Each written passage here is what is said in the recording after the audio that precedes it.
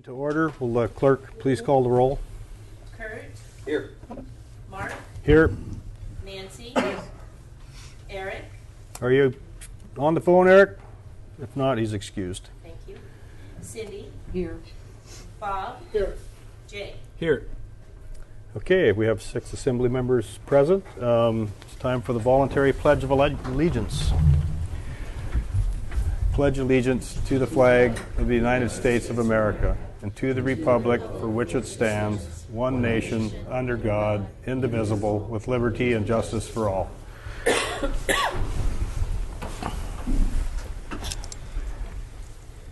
Okay, that brings us to approval of minutes, and I would entertain a motion to approve the minutes from October 20th, 2015 regular meeting and the October 26, 2015 abatement appeal hearing minutes in one motion. If people are okay with that.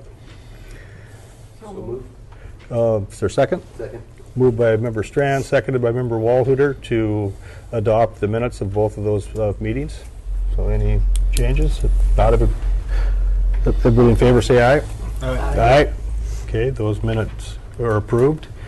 And looking for a motion for approval or amendments to today's meeting agenda. Entertain a motion to approve the meeting agenda as presented. So moved. I'll second.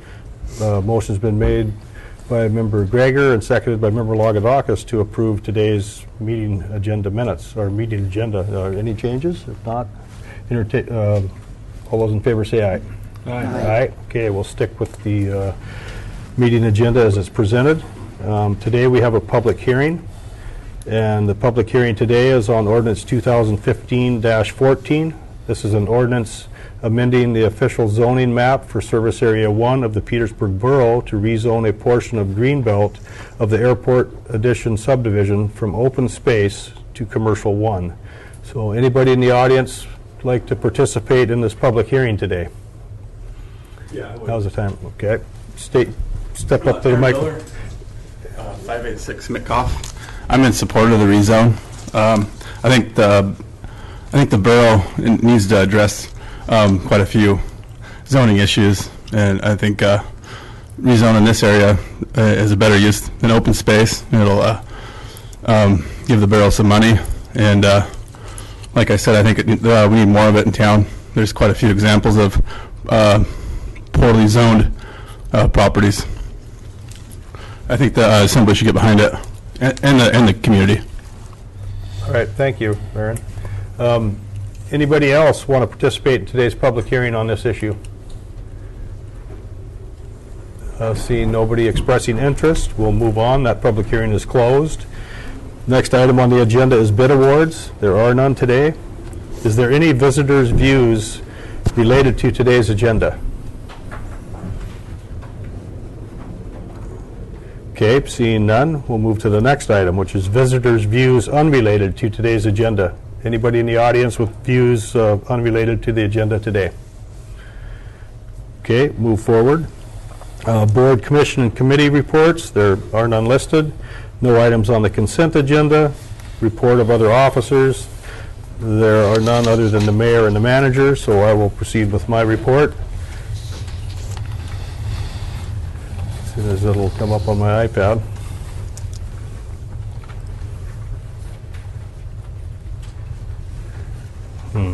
It was there earlier. Roman? Yeah, somebody's.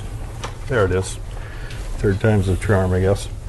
Okay, we're seeking letters of interest. The borough is seeking letters of interest from borough residents willing to serve on the following boards and commissions until October 2016 municipal election. There are 2 hospital board seats, 2 planning commission seats, and 1 vacant public safety seat. In addition, there is 1 vacant seat on the Historical Preservation Committee, serving as a representative to the Planning Commission. The appointee will serve until December 31st, 2015. Letters of interest may be addressed to the borough clerk and emailed to dthompson@petersburgak.gov or mailed to Box 329, Petersburg, Alaska, 99833, or dropped off at the Borough Administration Office in the Municipal Building. We have a letter of interest received from Yancey Nielsen, and he wants to be on the Planning and Zoning Commission. So without any objection from the Assembly members, I'd like to appoint Yancey to the Planning and Zoning Committee. Welcome, Yancey. Thanks for your willingness to serve. Okay, we're seeking letters of interest to serve on the Southeast Alaska Power Agency Board. Petersburg Borough will have 2 voting members this year and 2 alternates on the SEPA board for the calendar year of 2016. Citizens willing to serve are asked to submit a letter of interest to Mayor Jensen or Clerk Thompson in the same manner as mentioned above for borough boards and commissions. The Assembly will appoint 2 voting members and 2 alternates at the next meeting, which is November 23rd. And Northern Southeast Regional Aquaculture Association Board Municipality seat vacancy. The Insara Board has a vacant municipality seat. The board will make an appointment to the seat at their next meeting on November 12th and 13th, so there's not much time left to put your name in if you're interested. Letters of interest should be submitted to an active local Insara board member, and the clerk would have the names. I mean, so, Yes. or you could probably Google Insara and find them as well. Okay, we've been asked to support a possible chum salmon remote release site in Thomas Bay. The Insara Board of Directors will be considering pursuing approval to use Thomas Bay as a remote release site for chum salmon. Petersburg is one of the few towns in the region that does not have an enhanced run of chum salmon located nearby.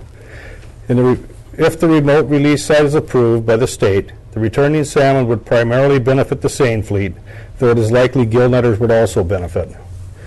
Seine fishery in Thomas Bay would allow the fleet to stay closer to home as well as attract other boats to town, which would have a positive economic benefit to the community. And I would entertain a motion to have a letter in support of this. I'll move that we present a letter to him in favor. Second. Okay, motion's been made by Member Lynn, seconded by Member Greger to send a letter in support of the chum salmon remote release site in Thomas Bay. Any discussion? All those in favor, say aye. Aye. Okay, Debbie, can you draft something up Absolutely. for that? Thank you. Transboundary Citizens Advisory Committee. A meeting of the Transboundary Citizens Advisory Committee will be held in Juneau on November 16th. I'm glad I picked that day. I'll be able to attend. I'll just spend a couple extra hours in Juneau on my way to Anchorage for AML. So that's from 3 to 5. I will report back with what takes place at that. United Fishermen of Alaska Conference. The UFA held their 2015 fall board meeting in Petersburg last week. Thank you for holding that in Petersburg. It was a lot of little benefit or bonus to our hotels, and I guess we don't have any restaurants, but it was well attended and it was interesting. So thanks for that. And we had a visit with Kevin Sweeney of Senator Murkowski's Anchorage office. He's the state director. Myself, Manager Giesbrick, and Glow met with Mr. Sweeney, and we drove him around and showed him waterfront and harbor and talked about dredging and all kinds of different issues, and Coast Guard, showed them the Coast Guard mooring and how big of a housing facility they have in town, what an imprint there is in Petersburg. So that was a good visit. Okay, we've already dealt with the appointing Mr. Nielsen and the SEPA board member selection. So I turned it over to Steve for the manager's report. Thank you, Mr. Mayor. Municipalities across the state are starting to see evidence of pressure on the courts and prosecutors to reduce pretrial incarceration. They're reporting, reduced bail amounts, set at arraignment. They've been much lower than in the past, and prosecutors have been directed to seek lower bail amounts to lower the number of bed days in jails. So we don't know how that's going to turn out, but it seems to be a growing trend. As far as, again, folks that the courts and the prosecutors are looking for ways to keep them out of the jails. We also got a formal notice from the presiding Judge Stevens regarding closing courts in our region for additional days to cut costs. This is expected to slow down trial dates as well, and particularly in civil issues, which take lower priority. So heads up, I think it's just kind of mark of what we're dealing with at a state level, but we're starting to see some of that filter down to the jail or the police as well as the judicial system. Thanks to Power and Light for their work on the streetlights leading up to our past weekend's trick-or-treaters. For the public, please continue to report any lights that they see that are out, and so we can prioritize them and get them turned back on. We had a kind of unexpected Medicaid supplier in Juneau that our folks do business with went out of business suddenly. They've rerouted all their resident information at the Manor and other folks to a new supplier in Anchorage. We're not exactly sure how this will affect turnaround time for the residents up there, but Sheila and her staff are keeping an eye on it. We do have some programmed rate increases at assisted living that become effective yesterday. We do have one vacancy at assisted living and one at elderly housing. Sheila and staff are working their way down the wait lists to see who's ready to move in. We do have waiting lists in both places, so shouldn't be too long before we have folks moving back in. Tamaco and P&D are finishing up the Middle Harbor repair project. It should be finalized not last week, this week, or in a few days. So we'll have that done. And then we'll take it up with our friends at Uncruise and see what happens with that. Harbor Board and the public review of the 50% conceptual bulkhead design went well. P&D will return towards the end of November with a 90% conceptual design for further review. The Moffitt Nichols engineering team, this is the group that we're working on our comp plan, waterfront development plan, I should say, was in town last week performing facility condition assessment of the harbor waterfront facilities, including Papke's and the Kupernoff float. These assessments will be part of the waterfront and comp plan and are pretty much rounding out that plan. This was the one area that we were concerned about the most, and Moffitt Nichols agreed to come back and kind of do some added value to what we thought was needed to be done to make those plans complete. So they were here and worked with Glo and her staff, and hopefully we'll get some good information back from them.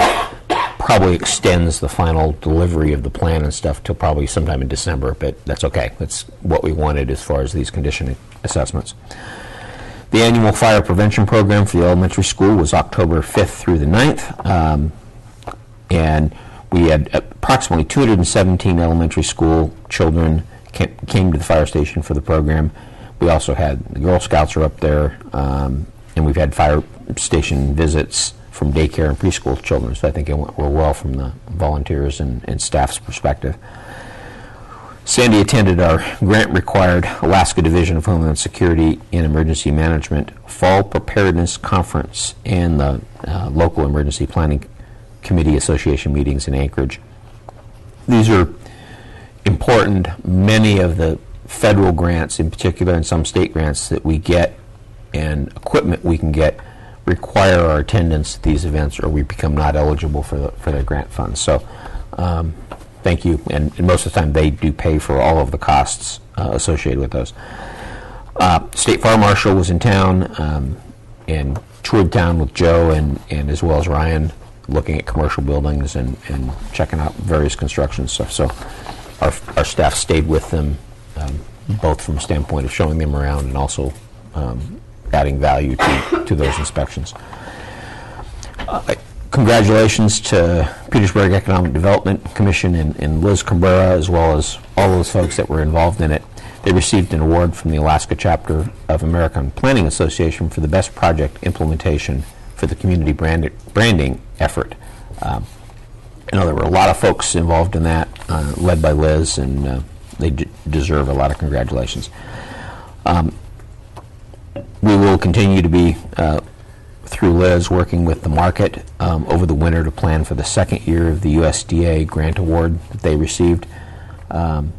This is to help them, continue that kind of community event and hopefully expand upon what has been fairly successful. Public Works staff has flushed and winterized all the fire hydrants. We're ready for winter in that area. Just thanks to Public Works, Ron, Sam, Martin, and Blake, who had to respond to a very significant water break on Joa. Did a great job getting the service restored to the neighborhood, thanks to the neighbors that had to put up with lack of water for a little while, but we got the crew out there on a Sunday and got them back up and operational and the leak fixed. We have been trying to do some additional grading and rolling of the gravel streets while the weather's been cooperating, and we'll continue to try to take advantage of that before things start to freeze. So, again, thanks to everybody. Carl and Public Works, we're in the process of working with Seacon to secure pricing for doing some additional paving next year when Seacon comes back to finish the state project. This is, we've got to look at funding, and we've got money set aside for it. But the biggest issue is that Seacon, the state's already paying to mobilize the asphalt plant here. It's about a $100,000 cost to get one here, and this is likely to be the last big state project, roads project, for some time. So we want to try to take advantage of that when they're here. We'll be bringing this to the Assembly with more details, probably January-ish, to basically say, we want to use our roads fund and possibly even some money that we had set aside for the Rasmussen Bridge to pull that funding and put it on roads to take advantage of when the contractors are actually here in town. Again, early notice on it. We'll see what happens. We've got to get information from Seacon, and we've got to make sure we have the money set aside for it. So, know this came out from Carl, but it bears repeating. As of November 1st, the commingled recycling program will no longer accept glass. We will accept glass up at the baler. Primary reason for that is we're subject to the folks down in Washington who run the landfill, and they don't want glass. There's no value in it for them. It makes their job harder because they hand sort the recycled material, and glass doesn't travel well. So by the time it gets to them, it's in little bitty pieces. To keep our value up, we can continue to do it. The problem is we'd have to start paying them more, and therefore it takes away the advantage of recycling. So by taking the glass out of the recycling piece, we keep the recycled price high, offsets the cost of the program, and we're in good shape. The glass that we collect here, we can actually crush and use it up at the landfill. It's perfectly legal for that. Keeps it out of the waste stream that way, so we don't have to pay for it to leave the island. But just so people know, they can throw it away in their normal trash can if they'd like. Please don't put it in your recycle. If they want to recycle glass, they can take it up to the baler and dump it off there. Unfortunately, due to their process, PIA will not be able to assist the borough with sidewalk snow removal this winter. Their streets funding doesn't appear to support this additional work due to some pre-existing project commitments they have. The borough is going to do our best to try to continue that service with our streets crew, but we're not sure we can do as much as what the tribe was able to help us with. Just want to give thanks to PIA for all their assistance in this, and their work on not only replacing sidewalks but keeping them clear during the wintertime. Hopefully we'll be able to do some of that this winter. And last, we've been going through a kind of an update to our utility billing software due to some changes in the credit card industry. There's new compliance requirements called PCI. Many people see it. You get a credit card with got a little chip embedded in it, and you take certain card readers to be able to read those. We could have used our old system, but then we would have had to pay more. If you're not in compliance, they take it out as far as a percentage, so it was worth our while to actually make the upgrade. Don't think customers will see much of a change, but please let Jody and her staff know if they start having a problem paying online. One advantage is it'll open up our ability to take e-checks as well as Discover cards for electronic stuff. Hopefully that'll continue, and they'll add additional methods later as this software gets in place and used. So, anyway, that's it. That's just questions. Any questions of the manager on his report? No, seeing none, we'll move to unfinished business. And today there's an ordinance for second reading. That's ordinance 2015-14, an ordinance amending the official zoning map for Service Area 1 of the Petersburg Borough to rezone a portion of Greenbelt of the Airport Addition subdivision from open space to Commercial 1, C1. So entertain a motion to adopt this ordinance in its second reading. I still move. Second. Been moved by Member Lagadakis, seconded by Member Walhooter to adopt ordinance 2015-14 in its second reading. Any discussion?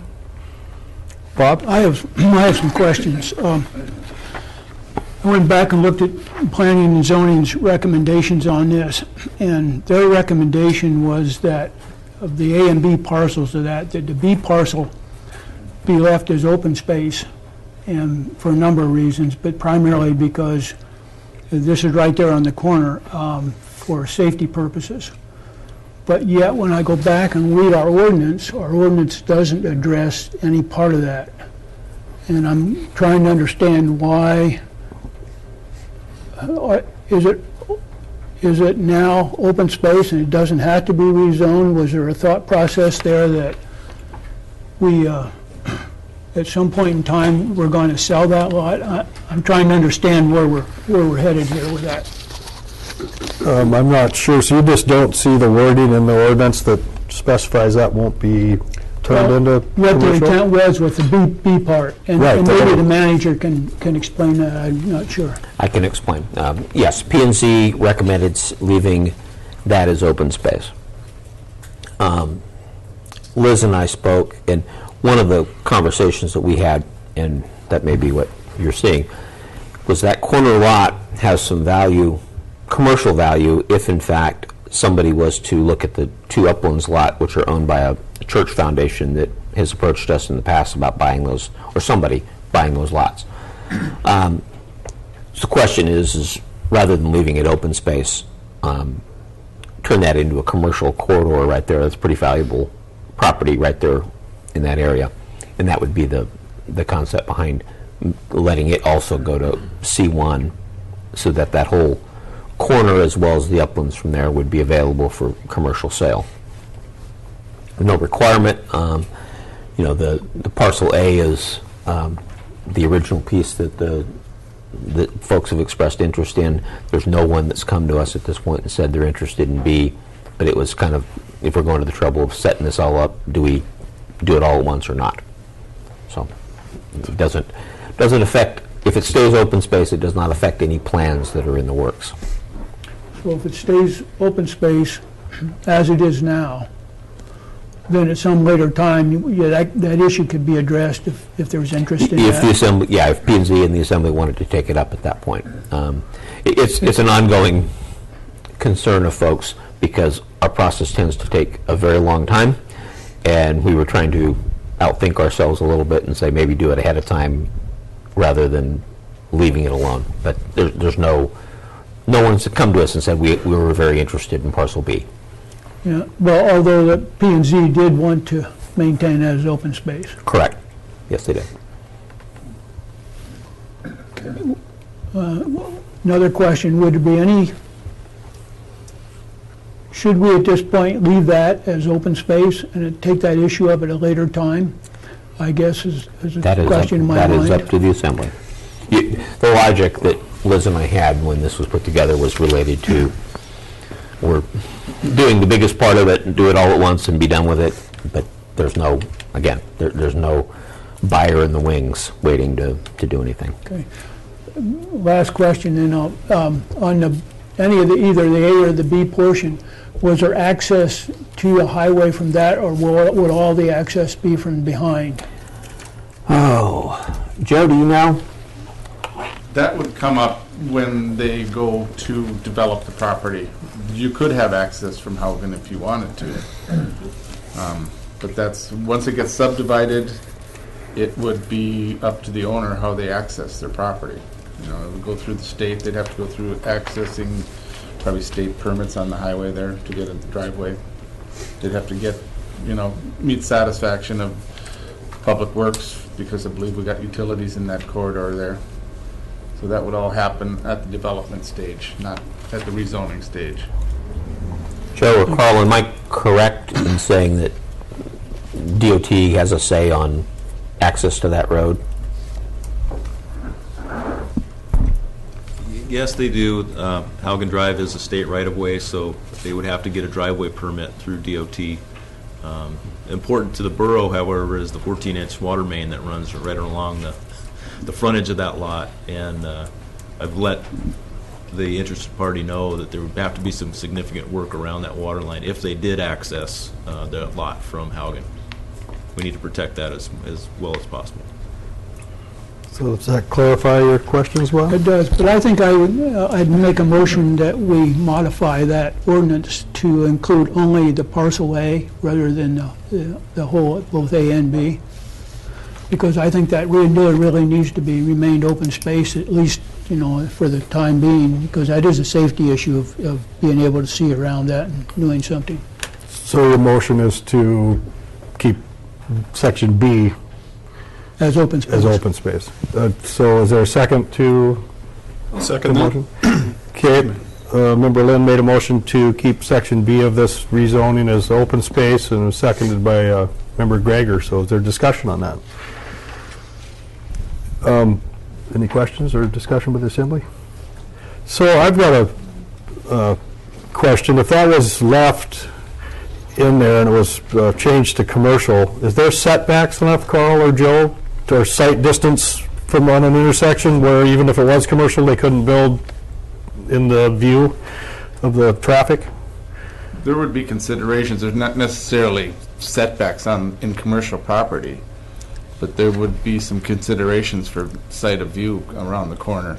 And that was the reason, I think, that when you talked to Liz, that the whole property right now, we would still own Section B, and we could choose to just hold on to it forever if we wanted to, but now that was the idea, I believe, in rezoning the whole thing right now, so if anything ever did want to get developed on that corner, that we wouldn't have to go through this process again. Okay. That was the whole reasoning behind doing it all at once, but the city would still, or the borough would still own Section B, and we could do with it as we pleased, whether we decided to never sell it or just to hold on to it as commercial property. Okay. Cindy, you have a question? This is a small one, but I know we just had the school sign relocated to the corner of that parcel. Would that be written in as an easement if that property changed zoning and was sold, or is there already some consideration for that? That I don't know. I don't know what considerations were made when that school sign went on the property there. Okay. Did the city, did we do anything for them? Was there some paperwork on that? I don't believe so. I think when DOT told us and the school that they had to move their sign, we tried to find a spot, and trust me, there was a lot of conversation about it, that would be convenient for the public and the school and everyone else. And I think the school and Carl did a great job picking that site, for the sign. I mean, it's a great location. Obviously, any development, if in fact the Assembly wanted to do that down the road, would include that issue, meaning you either tell the school it can stay there, or we find a new home for it, or whatever. No, I would just hate it's really to have to pay sure. to move it again. Well, and I think for the most part, didn't DOT pay to move this one? They did. So it didn't cost anything to move it this time. We move it again, I imagine it's going to be on our dime. Kurt, you have a question? Just one question. It already looks like, according to this aerial plat, that there is a setback from the DOT's right-of-way. What is that setback? It looks to me like you could get one or two cars that would be able to have visibility up the road and down the road, to see the way it is now. So, so I don't think a visibility issue would be the question that I'd have. So. Yeah, actually, it's not necessarily a setback. It's the extent of the right of way. Mm-hmm. The way the roads lay up there on the land it's kind of misleading. They're built well within the edges of the right of way, both on 12th Street and on Haugen Drive. Haugen Drive is a very wide right of way, so that the school sign as it's positioned today is right on the very corner closest to Haugen Drive and 12th Street of that lot that we're talking about. And so there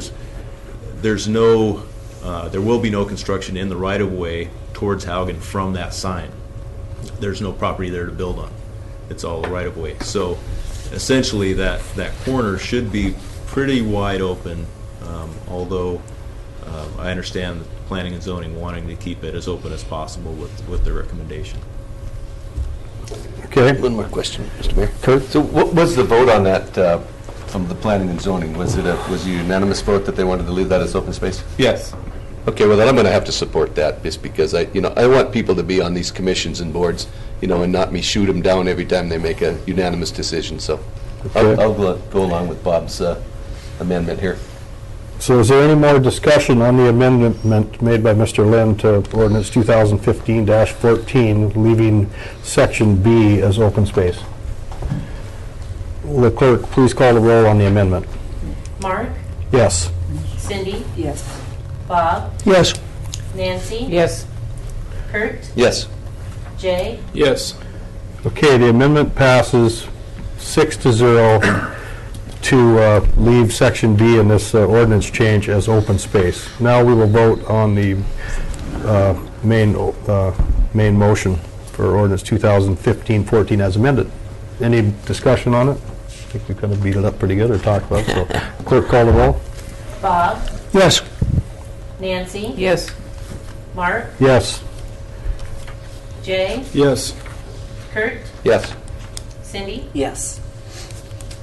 Okay, the ordinance 2015-14 passes as amended. Next item, B, under unfinished business, is adoption of written decision and order of nuisance appeal for 107 Arnis Heights Drive and setting nuisance abatement date. So it sounds like, for a little history on this, after we had our hearing and decided that there was a violation on this property, the owners have talked with planning and zoning, and they have come up with a recommendation that the assembly set the abatement date for July 15th, 2016. So I'd entertain a motion to support the recommendation by planning and zoning. So move. Is there a second? It's been moved by Member Lynn, seconded by Member Walhooter to approve this abatement date for this property of 107 Arnis Heights Drive to July 15th, 2016. Any discussion? Okay. Sure. I like the July 15th date. A couple of reasons. One, it gives the Millers time to work for solutions with planning and zoning and later the assembly. And two, it doesn't feel punitive. I think through this process things can feel punishing at times. I don't think that's the role of the assembly to be punishers or be punitive in our rulings, and I think that gives, 9 months, give or take, and I'm assuming an adequate amount of time to take the necessary steps, so I'll definitely be voting for this. Okay. And I agree with Jay's statement. Any other discussion on this? Clerk, call the roll. Nancy, Yes. Mark, Yes. Kurt, Yes. Cindy, Yes. Bob, Yes. Jay, Yes. Okay, the decision to, that's the date, is for July 15th, 2016 for the abatement on 107 Arnis Heights Drive. Okay, new business. Ordinance 2015-15, an ordinance of the Petersburg Borough adjusting fiscal year 2016 budget for known changes. I'll entertain a motion to adopt ordinance 2015-15 in its first reading. Awesome. Is there a second? Second. Motion's been made by Member Logadakis, seconded by Member Lynn to adopt ordinance 2015-15 in its first reading. Is there any discussion? These are all obviously issues that we've known about or that we've talked about, right? So, yeah. Any other discussion? Clerk, call the roll. Kurt, Yes. Mark, Yes. Nancy, Yes. Cindy, Yes. Bob, Yes. Jay, Yes. Okay, 2015-15 passes unanimously in its first reading. And that brings us to Resolution 2015-19. This is a resolution urging the state of Alaska to amend the statutory requirements for the Mariculture Revolving Loan Fund and submitting a resolution for adoption by the Alaska Municipal League. I would entertain a motion to adopt Resolution 2015-19. I will move. Go ahead. Second. I'll move. Okay, motion's been made by Member Lagodakis and seconded by Member Strand to approve resolution, or adopt Resolution 2015-19. I think it just, what it does is just raises the limits that can be lent to different parts of. It amends to allow nonprofits To do it, yeah. Right. So any discussion? Clerk, call the roll. Kurt, Yes. Nancy, Yes. Bob, Yes. Cindy, Yes. Jay, Yes. Mark. Yes. Thank you. So, am I missing something here? We're talking about PDC. That was part of the budget adjustment. Okay, that's what I thought. Okay, I did look at it after I got back from deer hunting today, but it was a short visit. If I may, that doesn't actually spend any money. That's, by auditing standards, we have to kind of restrict that much to that program. Doesn't mean we're going to spend any of it. It's to buy the interest rate down through First Bank or whoever bank's going to be doing this for them. It actually, we have to set aside the money and say this is restricted. And You're talking about the fire. the fire sprinkler, I'm sorry, on the fire sprinkler program, even though we don't have any applicants to the program, we had to pick a number and say, in case somebody did apply for it, how much money should we restrict, just in case, to meet any requirements there. That's the number that we came up with, and we're not going to spend it necessarily. Well, we wouldn't have to spend it in most cases, but it's then restricted in the economic fund. Okay. So, communications. We had a letter sent to us from the University of Alaska, just talking about the timber sales that took place on Metcalf Island. Oh, they were helicopter logged and they thought they were successful. So, just thought I would pass that on to the Assembly and whoever else wanted to read it. Any other Assembly discussion items? Anybody wants to add or anything? If not, that moves us to recognitions. Any recognitions from staff or Assembly members of anybody? Okay, that moves us to entertain a motion to adjourn. So move. Second. All those in favor? Aye. Aye.